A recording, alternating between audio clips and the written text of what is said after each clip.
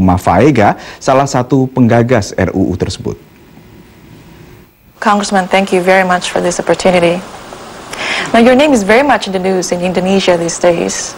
Many people find it odd that the U.S. Congress should be interested in Papua. I know many are also surprised to learn about the bill that you sponsored, H.R. 2601. A lot of people there think of you, or maybe see you, as someone who's going to tear the nation apart by taking Papua away. Can you explain what exactly you seek or you want by this bill? The last thing I want to do is to seek divisiveness in Indonesia. And I think you have to understand this also in the context of the legacy and the history of colonialism in our Asia-Pacific region, if you will. The fact that West Papua New Guinea was a former colony of the Dutch, the fact that when the dictators Sukarno, by military means, literally unilaterally controlled or sought control of West Papua. It's like, you know, another colony colonizing another colony. I think history bears this out as a fact. This is not some theory that I'm stating here. And this is not the issue of West Papua with me wasn't something that I just dreamed up yesterday. I've been following the West Papuan situation for years. What is it that you're trying to achieve? Yeah, I might also add that the provisions of the bill does not in any way tell the Indonesian government what to do. This is an internal matter. This is how we do our policies within my own government. If the Congress wishes to establish a policy or give sense of direction, it's within our perfect right as a sovereign nation to do so. And the bill simply instructs or tells the Secretary of State to go through the whole historical scheme of how the Act of Free Choice came about. What was our involvement in the 1969 Act of Free Choice? What did it produce?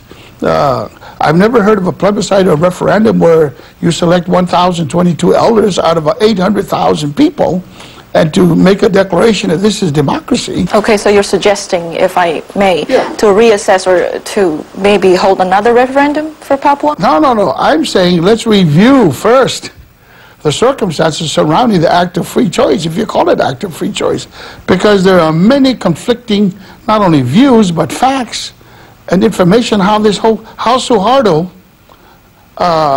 administered this whole plebiscite or referendum.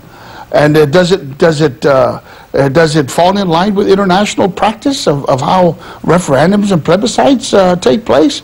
And these are some of the questions that some of us and members of the Congress want to know. And we're simply saying to the Secretary of State, we want to know what the situation is dealing with the Act of Free Choice.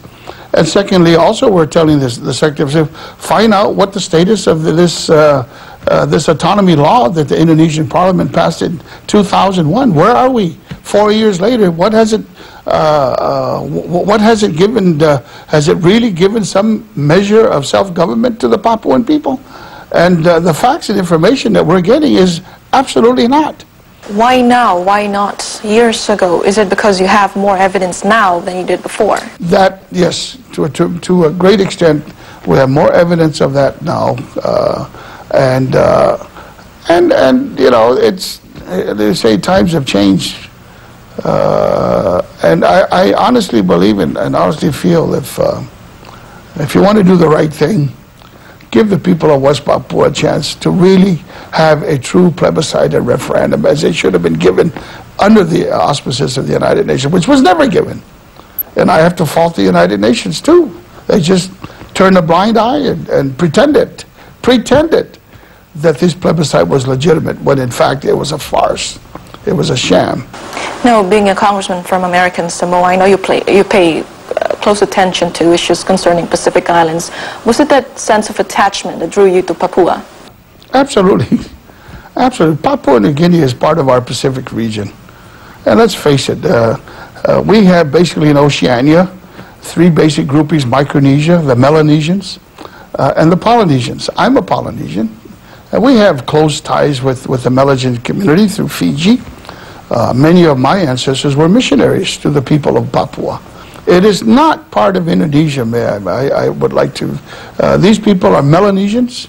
They have no connection whatsoever to the cultures of Borneo, Java, Sumatra that make up Indonesia. Now, Congressman, as we speak, there are a set of Indonesian lawmakers who may well be on their way to the U.S. Congress to counter your bill.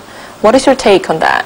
Well, actually, I've had an excellent dialogue, discussions with some of the parliamentarians from Indonesia who were here last year.